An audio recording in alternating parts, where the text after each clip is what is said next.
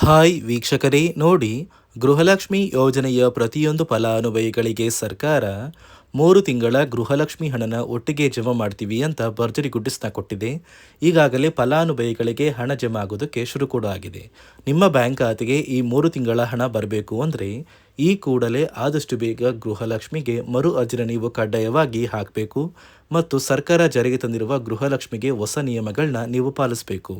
ಅದೇ ರೀತಿ ನಿಮ್ಮ ಬ್ಯಾಂಕ್ ಖಾತೆಗೆ ಸರ್ಕಾರದಿಂದ ನಾಳೆ ಸೋಮವಾರ ಮೇ 11ರಂದು ಕರ್ನಾಟಕದ 29 ಜಿಲ್ಲೆಗಳಿಗೆ 4 ಹಂತಗಳಲ್ಲಿ ಪ್ರತಿ ಜಿಲ್ಲೆಗಳನ್ನು ವಿಭಾಗ ಮಾಡಿ ಪ್ರತಿ ಹಂತದಲ್ಲೂ ಪ್ರತಿ ಜಿಲ್ಲೆಗಳಿಗೆ ಹಣ ಬರ್ತಾ ಇದೆ, ಯಾವ ಜಿಲ್ಲೆಗಳಿಗೆ ಹಣ ಬರ್ತಾ ಇದೆ, ಯಾರಿಗೆಲ್ಲ ಕ್ಯಾನ್ಸಲ್ ಆಗಿದೆ ಅಂತ ತಿಳಿಸ್ಕೊಡ್ತೀನಿ.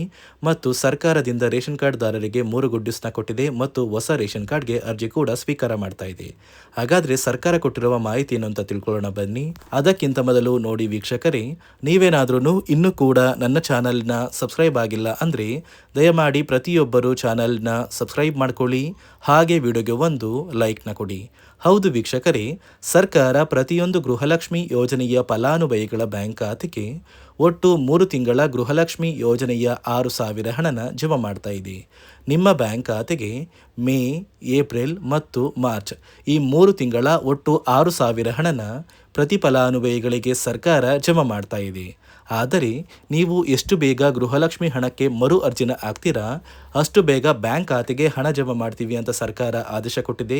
ಈ ಮರು ಅರ್ಜಿ ಹಾಕಬೇಕು ಅಂದರೆ ಹೊಸ ನಿಯಮಗಳನ್ನ ಕೂಡ ಪಾಲಿಸಬೇಕು. ಹಾಗಾದರೆ ಸರ್ಕಾರ ಯಾವ ಕಾರಣಕ್ಕೆ ಮರು ಅರ್ಜಿನ ಕೇಳ್ತಾ ಇದೆ ಮತ್ತು ನಿಯಮಗಳನ್ನ ಜಾರಿಗೆ ತಂದಿದೆಯಲ್ಲ, ಆ ನಿಯಮಗಳು ಏನು ಅಂತ ಕೂಡ ತಿಳಿಸ್ಕೊಡ್ತೀನಿ.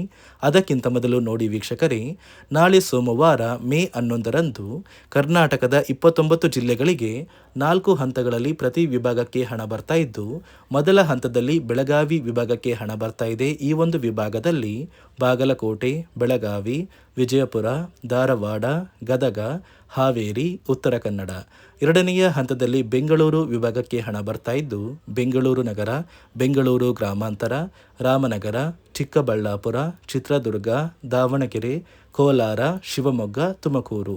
ಅದೇ ರೀತಿ ಮೂರನೆಯ ಹಂತದಲ್ಲಿ ಕಲಬುರಗಿ ವಿಭಾಗಕ್ಕೆ ಹಣ ಬರ್ತಾ ಇದ್ದು, ಬಳ್ಳಾರಿ, ಬೀದರ್, ಕಲಬುರಗಿ, ಕೊಪ್ಪಳ, ರಾಯಚೂರು, ಯಾದಗಿರಿ, ವಿಜಯನಗರ. ಕೊನೆಯ ಹಂತದಲ್ಲಿ ಮೈಸೂರು ವಿಭಾಗಕ್ಕೆ ಹಣ ಬರ್ತಾ ಇದ್ದು, ಈ ಒಂದು ವಿಭಾಗದಲ್ಲಿ ಚಾಮರಾಜನಗರ, ಚಿಕ್ಕಮಗಳೂರು, ದಕ್ಷಿಣ ಕನ್ನಡ, ಹಾಸನ, ಕೊಡಗು, ಮಂಡ್ಯ, ಮೈಸೂರು ಮತ್ತು ಉಡುಪಿ ಈ ಜಿಲ್ಲೆಗಳ ಪ್ರತಿಯೊಂದು ಫಲಾನುಭವಿಗಳಿಗೆ ಸರ್ಕಾರ ಇದೇ ಮೇ ತಿಂಗಳಲ್ಲಿ ಒಟ್ಟು 3 ತಿಂಗಳ ಗೃಹಲಕ್ಷ್ಮಿ ಯೋಜನೆಯ 6,000 ಹಣನ ಪ್ರತಿಯೊಂದು ಫಲಾನುಭವಿಗಳಿಗೆ ಜಮಾ ಮಾಡ್ತಾ ಇದೆ.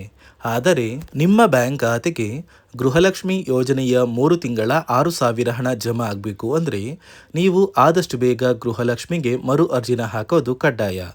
ಯಾವ ಕಾರಣಕ್ಕೆ ನೀವು ಮರು ಅರ್ಜಿ ಹಾಕಬೇಕು ಅಂತ ಕೂಡ ತಿಳಿಸ್ಕೊಡ್ತಾ ಇದ್ದೀನಿ. ನೋಡಿ ವೀಕ್ಷಕರೇ, ಸುಮಾರು 2ರಿಂದ 3 ಲಕ್ಷಕ್ಕಿಂತ ಅಧಿಕ ಮಹಿಳೆಯರಿಗೆ ಗೃಹಲಕ್ಷ್ಮಿ ಹಣನ ಸರ್ಕಾರ ಕ್ಯಾನ್ಸಲ್ ಮಾಡಿದೆ. ಯಾಕಂದರೆ ಈ 3 ಲಕ್ಷಕ್ಕಿಂತ ಅಧಿಕ ಫಲಾನುಭವಿಗಳ ಬ್ಯಾಂಕ್ ಖಾತೆಗೆ ಪ್ರತಿ ತಿಂಗಳು ಗೃಹಲಕ್ಷ್ಮಿ ಹಣ ಜಮಾ ಆಗ್ತಾ ಇತ್ತು. ಸುಮಾರು ಸಾಕಷ್ಟು ಫಲಾನುಭವಿಗಳು ಮರಣ ಹೊಂದಿದ್ದಾರೆ. ಆ ಮರಣ ಹೊಂದಿರುವ ಫಲಾನುಭವಿಗಳ ಒಂದು ಸಂಖ್ಯೆ 2 ಲಕ್ಷಕ್ಕಿಂತ ಜಾಸ್ತಿ ಇದೆ. ಇದೇ ಕಾರಣಕ್ಕೆ ಪ್ರತಿ ಫಲಾನುಭವಿಗಳು ಗೃಹಲಕ್ಷ್ಮಿಗೆ ಮರು ಅರ್ಜಿನ ಹಾಕಿ ನಿಮ್ಮ ಬ್ಯಾಂಕ್ ಖಾತೆಗೆ ನೀವು ಹಣ ಪಡಿಬೇಕು. ಇಲ್ಲಿ ಮರು ಅರ್ಜಿ ಹಾಕುವ ಮೂಲಕ ಸರ್ಕಾರಕ್ಕೆ ನೀವು ಇನ್ನೂ ಕೂಡ ಗೃಹಲಕ್ಷ್ಮಿ ಹಣನ ಪಡಿತಾ ಇದ್ದೀರಿ ಅಂತ ತಿಳಿದು ಬರುತ್ತೆ.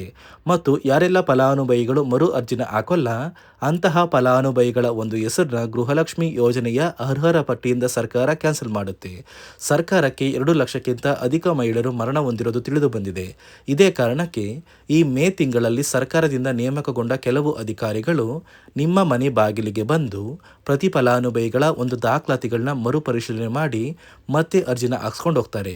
ನಂತರ ನಿಮ್ಮ ಬ್ಯಾಂಕ್ ಖಾತೆಗೆ 3 ತಿಂಗಳ 6,000 ಹಣ ಬರುತ್ತೆ. ಅದೇ ರೀತಿ ಇನ್ನು ಮುಂದೆ ಪ್ರತಿ ವರ್ಷವೂ ಕೂಡ ನೀವು ವರ್ಷದ ಕೊನೆಯಲ್ಲಿ ಗೃಹಲಕ್ಷ್ಮಿಗೆ ನೀವು ಹೊಂದಿರುವ ಲೈಫ್ ಸರ್ಟಿಫಿಕೇಟ್ನ ಕೊಟ್ಟು ಅರ್ಜಿನ ಹಾಕಿದ್ರೆ ಮಾತ್ರ ಆ ಒಂದು ವರ್ಷದಲ್ಲಿ ಪ್ರತಿ ತಿಂಗಳು ಗೃಹಲಕ್ಷ್ಮಿ ಯೋಜನೆಯ 6,000 ಹಣ ಬರುತ್ತೆ. ಈಗಾಗಲೇ ಫಲಾನುಭವಿಗಳಿಗೆ ಗೃಹಲಕ್ಷ್ಮಿ ಹಣ ಜಮಾ ಆಗೋದಕ್ಕೆ ಸ್ಟಾರ್ಟ್ ಆಗಿದೆ. ಆದಷ್ಟು ಬೇಗ ನೀವು ಈ ಮೇ ತಿಂಗಳಲ್ಲಿ ಮರು ಅರ್ಜಿನ ಹಾಕಿ ಗೃಹಲಕ್ಷ್ಮಿ ಹಣನ ಪಡ್ಕೊಳ್ಳಿ. ಮತ್ತು ಸರ್ಕಾರ ಈ ಗೃಹಲಕ್ಷ್ಮಿ ಹಣಕ್ಕೆ ಕೆಲವು ನಿಯಮಗಳನ್ನ ಕೂಡ ಜಾರಿಗೆ ತಂದಿದೆ.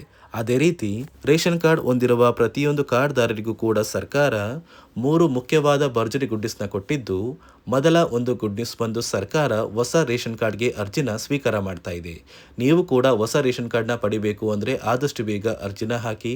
ಅದೇ ರೀತಿ ಎರಡನೆಯ ಒಂದು ಗುಡ್ ನ್ಯೂಸ್ ಬಂದು ನೋಡಿ ವೀಕ್ಷಕರೇ, ನಿಮ್ಮ ಒಂದು ರೇಷನ್ ಕಾರ್ಡ್ಗೆ ಸರ್ಕಾರ ಈ ಏಪ್ರಿಲ್ ತಿಂಗಳಲ್ಲಿ ಫೆಬ್ರವರಿ ಮತ್ತು ಮಾರ್ಚ್ ತಿಂಗಳ ಒಟ್ಟು 2 ತಿಂಗಳ ಇಂದಿರಾ ಕಿಟ್ನ ವಿತರಣೆ ಮಾಡ್ತಾ ಇದೆ.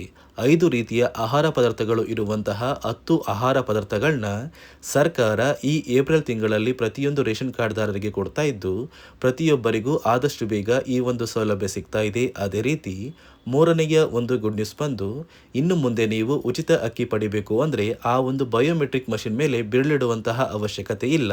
ಯಾಕಂದರೆ ಇದೀಗ ಸರ್ಕಾರ ನಿಮ್ಮ ಒಂದು ಬೆರಳು ಆ ಒಂದು ಮಷಿನಲ್ಲಿ ಎಂಟ್ರಿ ಆಗಿಲ್ಲ ಅಂದರೂ ಕೂಡ ಆ ಒಂದು ಅಧಿಕಾರಿಗಳು ಪುಸ್ತಕದಲ್ಲಿ ನಿಮ್ಮ ಒಂದು ಹೆಸರನ್ನ ಬರ್ಕೊಂಡು ನಿಮ್ಮ ಕಾರ್ಡಿಗೆ ಅಕ್ಕಿನ ಕೊಡಬೇಕು ಅಂತ ಸರ್ಕಾರ ಆದೇಶ ಕೊಟ್ಟಿದ್ದು, ಈ 3 ಗುಡ್ ನ್ಯೂಸ್ನ ಪ್ರತಿಯೊಂದು ಫಲಾನುಭವಿಗಳಿಗೆ ಸರ್ಕಾರ ಕೊಡ್ತಾ ಇದೆ.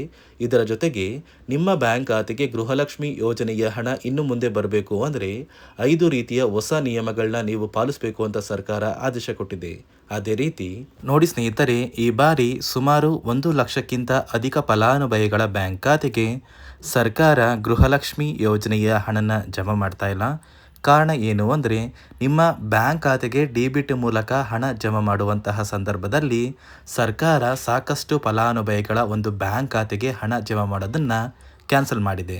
ಯಾಕಂದರೆ ಇತ್ತೀಚೆಗೆ ಹಣಕಾಸು ಇಲಾಖೆ ಜಾರಿಗೆ ತಂದಿರುವ 5 ನಿಯಮಗಳ ಆಧಾರದ ಮೇಲೆ ಪ್ರತಿಯೊಂದು ಫಲಾನುಭವಿಗಳಿಗೆ ಸರ್ಕಾರ ಈ ಒಂದು ಹಣನ ಜಮಾ ಮಾಡ್ತಾ ಇದ್ದು, ಯಾರೆಲ್ಲ ಫಲಾನುಭವಿಗಳು ಈ ನಿಯಮಗಳನ್ನ ಪಾಲಿಸಿಲ್ಲ ನಿಮ್ಮ ಬ್ಯಾಂಕ್ ಖಾತೆಗೂ ಕೂಡ ಹಣ ಜಮಾ ಆಗೋದಿಲ್ಲ. ಹಾಗಾದರೆ ಬನ್ನಿ ಸ್ನೇಹಿತರೆ, ಸರ್ಕಾರ ಜಾರಿಗೆ ತಂದಿರುವ ಆ 5 ಹೊಸ ನಿಯಮಗಳು ಏನು ಅಂತ ನಾನು ನಿಮಗೆ ತಿಳಿಸ್ಕೊಡ್ತಾ ಇದ್ದೀನಿ. ನೋಡಿ ಸ್ನೇಹಿತರೆ, ಮೊದಲನೆಯ ಒಂದು ನಿಯಮ ಬಂದು ಸಾಕಷ್ಟು ಫಲಾನುಭವಿಗಳು ಹೊಂದಿರುವಂತಹ ಒಂದು ರೇಷನ್ ಕಾರ್ಡ್ ಏನಿದೆ, ಆ ಒಂದು ರೇಷನ್ ಕಾರ್ಡ್ನ ಮನೆಯ ಸದಸ್ಯರ ಪ್ರತಿಯೊಬ್ಬರ ಒಂದು ಆಧಾರ್ ಕಾರ್ಡ್ನ ನಿಮ್ಮ ರೇಷನ್ ಕಾರ್ಡ್ಗೆ ಕಡ್ಡಾಯವಾಗಿ ಲಿಂಕ್ ಮಾಡಿಸ್ಬೇಕು. ಅಂದರೆ ಈ ಒಂದು ಲಿಂಕ್ ಮಾಡಿಸುವಂತಹ ಒಂದು ಪ್ರೊಸೀಜರ್ಗೆ ಸರ್ಕಾರ KYC ಅಂತ ಕರೀತಾರೆ. ನಿಮ್ಮ ರೇಷನ್ ಕಾರ್ಡ್ಗೆ ಇನ್ನೂ ಸಹ KYC ಆಗಿಲ್ಲ ಅಂದರೆ ನಿಮ್ಮ ಬ್ಯಾಂಕ್ ಖಾತೆಗೆ ಸರ್ಕಾರ ಮುಂದಿನ ದಿನಗಳಲ್ಲಿ ಗೃಹಲಕ್ಷ್ಮಿ ಯೋಜನೆಯ ಹಣನ ಕ್ಯಾನ್ಸಲ್ ಮಾಡುತ್ತೆ. ಅದೇ ರೀತಿ ಎರಡನೆಯ ಒಂದು ನಿಯಮ ಬಂದು ಸಾಕಷ್ಟು ಫಲಾನುಭವಿಗಳು ಕಳೆದ 3 ತಿಂಗಳಿಂದ ಸರ್ಕಾರದಿಂದ ಬರ್ತಾ ಇರುವಂತಹ ಒಂದು ರೇಷನ್ ಏನಿದೆ, ಅಂದರೆ ಉಚಿತ ಅಕ್ಕಿ ಏನಿದೆ, ಈ ಒಂದು ರೇಷನ್ನ ಪಡ್ಕೋತಾ ಇಲ್ಲ. ಒಂದು ವೇಳೆ ಕಳೆದ 3 ತಿಂಗಳಿಂದ ನೀವು ರೇಷನ್ನ ಪಡ್ಕೊಂಡಿಲ್ಲ ಅಂದರೆ ಸರ್ಕಾರ ನಿಮ್ಮ ಬಳಿ ಇರುವಂತಹ ಒಂದು ರೇಷನ್ ಕಾರ್ಡ್ನ ಕ್ಯಾನ್ಸಲ್ ಮಾಡುತ್ತೆ. ನಿಮ್ಮ ರೇಷನ್ ಕಾರ್ಡ್ನ ಸರ್ಕಾರ ಕ್ಯಾನ್ಸಲ್ ಮಾಡಿದರೆ ನಿಮ್ಮ ಬ್ಯಾಂಕ್ ಖಾತೆಗೆ ಗೃಹಲಕ್ಷ್ಮಿ ಯೋಜನೆಯ ಹಣ ಇರ್ಬೋದು ಮತ್ತು ಸರ್ಕಾರದಿಂದ ಬರುವಂತಹ ಒಂದು ಸೌಲಭ್ಯಗಳನ್ನ ನೀವು ಕಳ್ಕೋಬೇಕಾಗುತ್ತೆ.